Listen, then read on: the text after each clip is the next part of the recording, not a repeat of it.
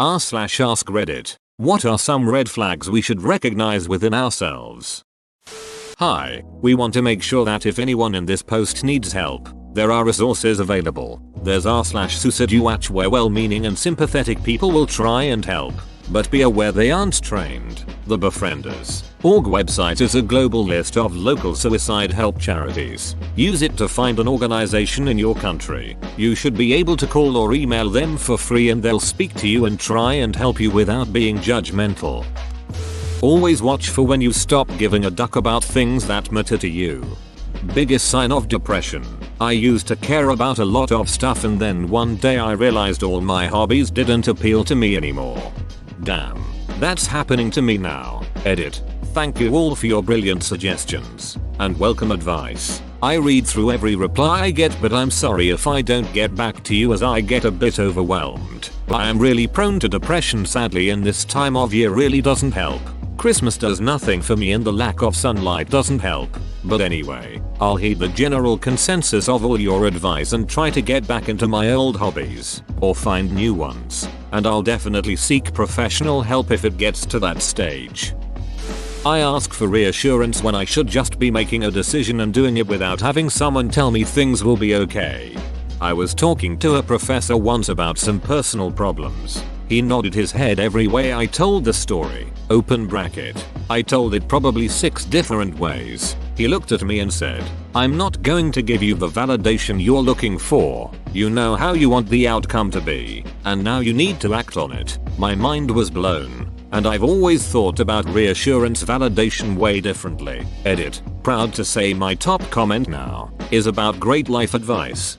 This was me for many years as well, until some friends said to be well, it wouldn't be X if he wasn't complaining. It completely shook me to my core. I had no idea people saw me that way. I thought I was just vocalizing very real frustrations. But to everyone else, I was constantly complaining and not taking real action. Which was true. It was a big eye-opening moment for me. But I was raised in a family of complainers. So it's taken a long time to break the habit. I still struggle with it, but it has made a big impact on the way I view myself and others view me.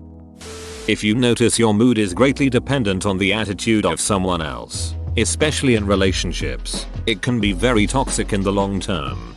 But how to fix? You have to reorient how you evaluate your personal success and self-worth. Start measuring yourself by criteria that are under your control, not other people's. Set some realistic goals and assess how hard you're working to meet them. For example, rather than "does Karen like me?" try "have I treated Karen with respect and consideration today?" Rather than "do people think I'm fat?" try "did I overeat today?" Rather than "is dad proud of my career?" try "am I supporting myself with my job?" This way, even if you're failing those goals now, you can always try again and you will always have the power to accomplish them. Once you do start accomplishing them, your self-worth will go up immensely, and it won't depend on anyone's actions but your own. Edit. For anyone wanting to dig deeper into this, I recommend The Subtle Art of Not Giving a Duck.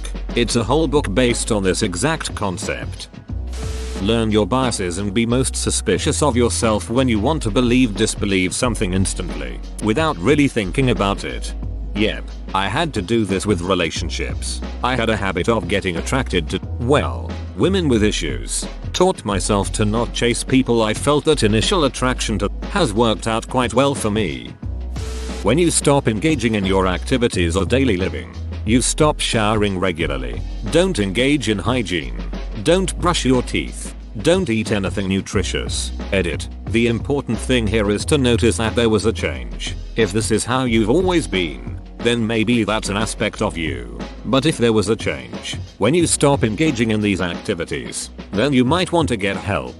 Just because you can't see the way out doesn't mean there isn't one. The fact you took the time and effort to type out your comment tells me that the fire burning inside you hasn't died out yet. Don't give up. This has been me for a couple of months now. I haven't brushed my teeth in forever, but I do still take showers since I haven't, so that helps me by telling me to do so. I'm mostly eating crap, chocolate and deep fried food. Working at a fast food place isn't helping. I'm just so ducking stressed about everything. With Christmas coming up, living far away from my family and hating my job with endless overtime. Help me. Edit. I'm getting a lot of comments centered around being a guy, which I am not. I know. No girls on the internet and all that, but I really am a girl. When your only way of striking up conversations is by complaining about shit in your life, that is unhealthy as duck. Oh number. How do I fix myself from this? Once you realize it and accept it, you just gotta be self-aware and work on it. That type of complaining is a downward spiral. You drag yourself and everyone around you down. Focus on the good stuff. If you say last one more than a time or two about absolutely anything. Just one more turn in r/Civ. I played this game literally one time. Had gotten Civ 5 on a Steam sale and one day decided to try it out. The next morning at 5 AM I was still playing it and had to work that day. I have no idea how it happened, but I don't want to do it ever again. When I'm doing well, but when someone touches a nerve and I get upset, chances are I'm probably not going as fine as I've led myself to believe. Also, along that same line, getting defensive about something means you probably aren't very secure about your relationship with whatever that thing is. This can be true, but I'd stress the probably in that statement. I think often people can run the risk of assuming insecurity, or even guilt, in the case of an accusation, when someone may simply just not be a confident person, in general, or maybe they are just easily flustered and weren't prepared to have to defend themselves all of a sudden. There are a number of reasons someone might be defensive that don't necessarily relate to the thing that they are defending. Open bracket. Flashbacks to knowing 100% when my little brothers stole from me because they were so adamant that they hadn't. If nothing is your fault and everyone is ducking you over constantly, it may be your fault and you're the one ducking everyone over. It's really hard to see this sometimes too. Taking a step back is really hard sometimes. I struggle with this a lot. My biggest problem is not being able to see where I went wrong. I always feel like I'm being taken for granted, or lied to or mistreated by almost everyone. I realize that it's probably me, but I can't see what I'm doing wrong. If you're unpleasant to your loved ones while waiting for a text message from your crush partner, but pleasant to them as soon as you receive that text, that's a huge red flag. In other words, unhealthy love makes you abandon the world for one person. Healthy love makes you see the world in a brighter light, and you'll be kinder to those around you. Edit. Thanks for the gold. It's my 6th day, and I hope this was a wake-up call for those who needed it. I see this shit all the time. People getting all pissed off because someone hasn't texted them back and going around being an a-hole. Your whole life doesn't revolve around your love life, and that could be the reason they are not texting back.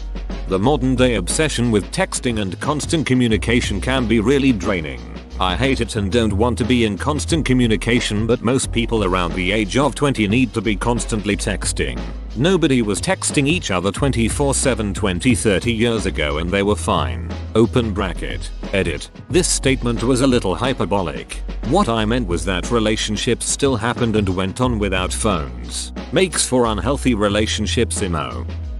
If you are constantly frustrated that no one understands you, then you probably aren't communicating effectively. Don't assume anyone knows your intentions or thoughts. Try to see the world through a third-party view with none of your internal dialogue.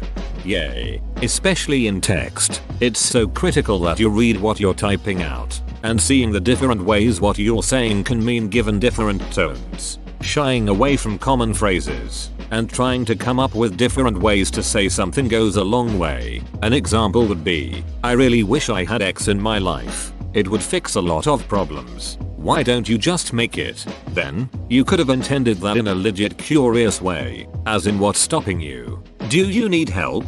But, without tone, you can easily come across as, well, why don't you just do it? Are you dumb or something? A great way to have responded that can avoid that is just wording it differently. I really wish I had X in my life. It would fix a lot of problems. Oh, is that something you can make? Does it require help or materials that you don't have? Can I get involved? World of difference.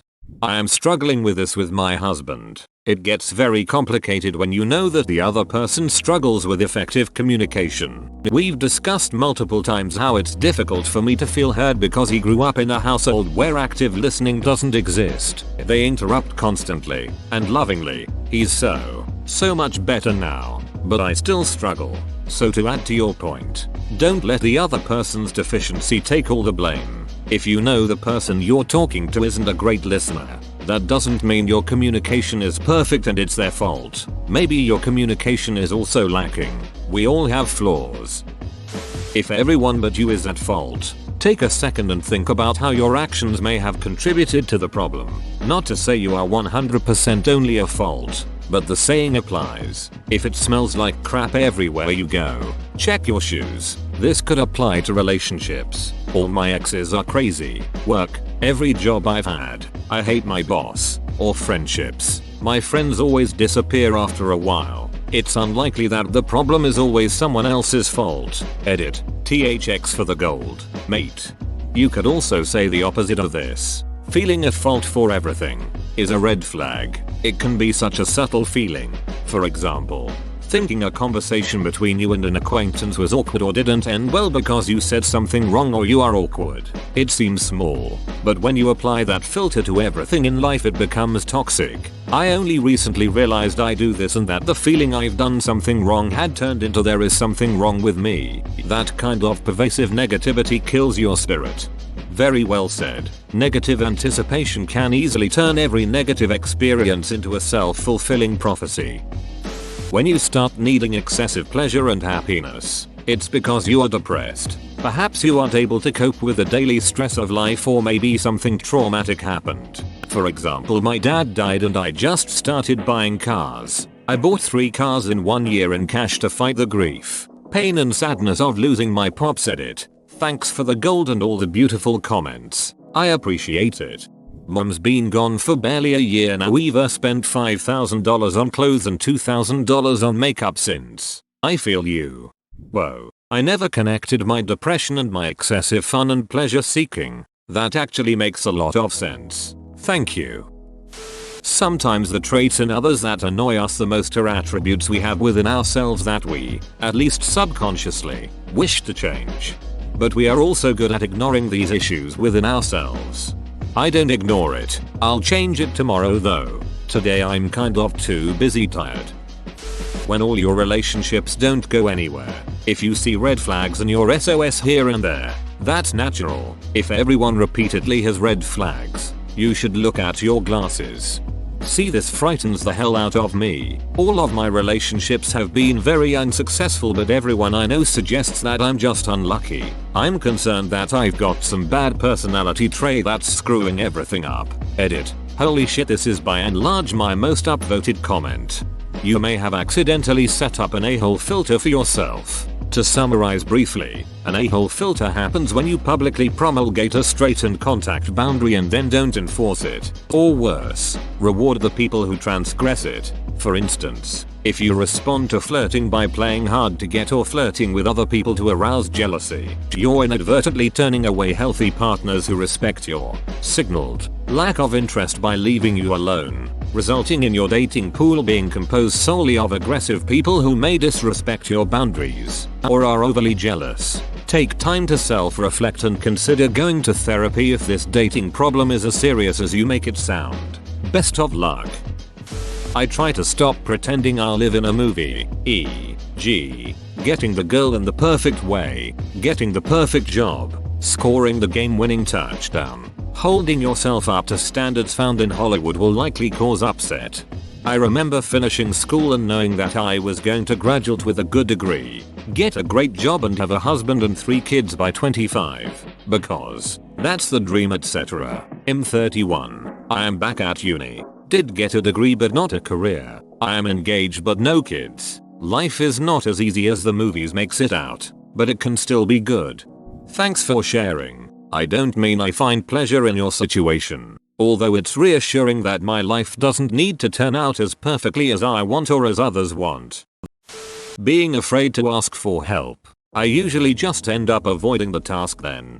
It makes me physically sick when I have to ask for help with personal things. It's like a mini panic attack mixed with my guts being 2 steps behind me. It took about everything I had to ask a friend to give me a ride when my car was at the mechanics. He said he couldn't. He had his newborn and didn't have the car seat. I spent the next week kicking myself for not just getting an Uber instead of asking.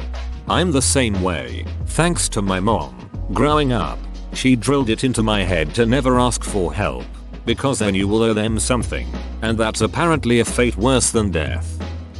If you compulsively destroy all your romantic relationships just to stop worrying whether they'll reject you at some point, you might have an anxiety problem and should see someone. Edit. Some confusion on who you should see. I was implying you should see a therapist. Now, I know for everyone, including myself, this is not possible to do right now, because this post is like the blind leading the blind. I wish everyone good luck. We're all just doing the best we can in the end. Joke's on you. My fear of rejection has kept me from having any relationships in the first place. Same here. Apparently I immediately put a big barrier up around guys. Never even noticed. Personally temper. Realize that if the people around you are constantly making you angry, chances are that they are not the main issue. Obviously this won't be the case for everyone, but it certainly is for me. I'm spending more time thinking through my responses these days rather than just snapping back at people that probably don't deserve to be snapped at.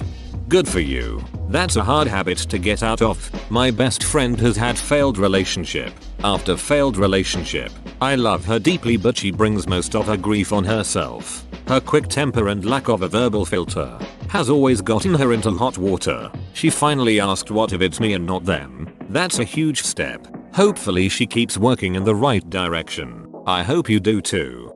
My problem is that I am angry when I'm sad. If you've been saying it's only temporary for a couple years, it's real easy to get stuck in a rut and distract yourself with some far off plans. Always have something you could be working on that directly contributes to your goals.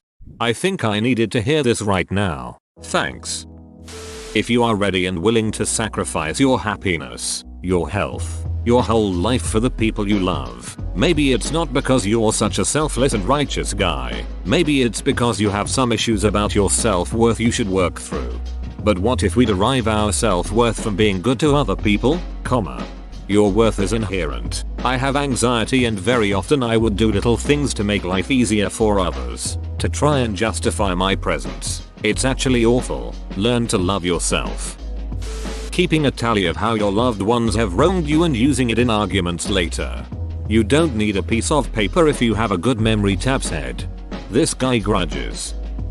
My biggest red flags are my thoughts that if I do or say something stupid while drinking, that I 100% mean to say, I can just later blame it on drinking. Winner. I have done this. Do not do this. It makes you look not only weak, but also like you have a problem. And you use alcohol as an excuse to do dumb shit. If you start owning up to your bullshit, it'll make you really think about yourself. Always do sober what you said you'd do drunk. That will teach you to keep your mouth shut. Ernest Hemingway. Continuously making last-minute excuses for yourself. Before you know it, a year has gone by and you've done absolutely nothing. Attribution error. We succumb to this with such regularity. Example, we assume the guy that just cut us off is a donghead of a driver who doesn't care about the safety of those around him. We don't assume that he just got a call at the office that his toddler has been rushed to the hospital. We tend to assume the worst in others, while believing the best in ourselves.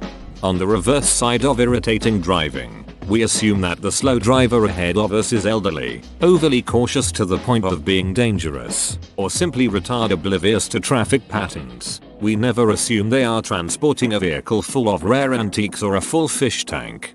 That's fine as long as they're not the passing lane. Please note the edit below when you find yourself trying to avoid social contact, even with the people you like, and finding excuses so you don't have to talk to people. Edit 3. Since there have been some issues with the vagueness of this comment, I mean a situation where you realize that you have slowly been losing grasp on your life. If you're simply not a people person, or you need a break after a tough day, there's nothing wrong with that. Edit. I'm sad to see how many people are affected by this. please try to talk to someone about it. I know it's hard, but it's the first step to feeling better. If you don't have anyone you feel comfortable talking to, there are also help hotlines. If you want more information, the following subreddits might help you. There are probably more. If anyone has some good information, please feel free to add r/depression r/depression helper /suicide watch if things get that far. Suicide hotlines are also a great way to get help. Thanks. u/Yogdpirat. The suicide hotline is superb if you're ever feeling really down.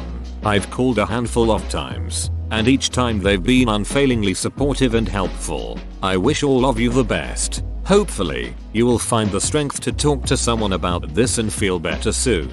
Just remembered Mincheck. Based in Canada. But that should only matter for the hotline numbers. They link an online chat as well, though. They have screening tests for you, and information about the topic for friends and family of those afflicted. The site was created after the suicide of NHL player Rick Ripien, with the goal of raising awareness about mental illness. The tests are very rudimentary, but they might be a first step. More detailed ones can likely be found in the specific subreddits. The relevant one here is likely the second one. Edit 2. Thanks to everyone who opened up, and to everyone trying to help. You guys are awesome. Thanks for the gold. Kind stranger. Any tips on how to fight this? Talk to someone you trust. Open up about your problems. If that doesn't help, call a depression hotline or talk to a psychologist. Best to take action before things spiral out of control. Edit. Disclaimer. I'm not a medical professional. Using life's difficulties as a crutch for 1. Never doing anything, or 2. Hurting others. Depression, anxiety suck. They really do. But they are not a free pass to hurt your friends and family under the excuse of "but I'm sick." Examples. Only talking about yourself and not listening to other people's problems. Expecting others to drop what they're doing and care for you. Expecting friends and family to help you, then lashing out at them that they didn't help you correctly, etc. etc. Edited to add, since several people are sharing their thoughts about currently suffering from depression mental health issues, I encourage you to talk with someone. Despite the original post, it is still a good thing to go to family, close friends and ask for help. There is a big difference between going to someone when you need to versus abusing someone's compassion. Don't hesitate to ask for help when you need it. If there's no one in your life you can go to, there is a depression hotline and a suicide hotline. Dwelling on past events that are completely irrelevant to your current existence. Isolating and pushing people away. I'm trying to fix this myself, RN. If there are people that care about me, I do something really shitty to have them make the choice that they don't want to be near me. Letting people in is fine and normal. But when people ask me, "How are you?" I totally have no idea what to say. Trying to learn that right now, with a close friend's help. Not being able to accept kindness from others, be it compliments or gifts. Not only is it a big red flag about your self-esteem, it's very off-putting to the people you reject kindness from. Constantly oversleeping and staying up into the early hours of the morning are both signs you may be going through a depressive episode. This thread is like a magic 8-ball telling me that all signs point to yes. It could also just mean you've got an offset circadian rhythm, work later shifts, or sleep poorly because of external factors. Just because some of us sleep at odd hours despite how inconvenient that can be to others doesn't mean it's a cry for help. On a related note, introverts do not require being cured by extroverts by being thrust into situations we despise. Some of us just prefer solitude and commuting when there is zero traffic. We're not damaged. If you need constant reminders of even the simplest things, you might actually have a problem. If a night without a drink sounds like hell, you might have a problem. If you feel like you physically want to die when someone does not reply in minutes, you might have a problem. If you don't kneel before me, we will have a problem. Probably an unpopular one, especially with it being Reddit, but when you no longer do drugs to have fun high, and you start to get high for the sake of getting high. That little nagging feeling in your gut, I'd just be happier if I wish I could just. It's right. Stop ignoring it. Edit. Okay. Holy shit Reddit. I'm suggesting that you follow your own internal compass and take concrete steps to develop good habits and find personal fulfillment. Your subconscious lets you know what makes you happy. I'm not suggesting that you should fixate on suicide, being 2 inches taller, a promotion that's out of your control, or that you should eternally chase the next best thing because you'll never be satisfied. What the duck is wrong with you guys?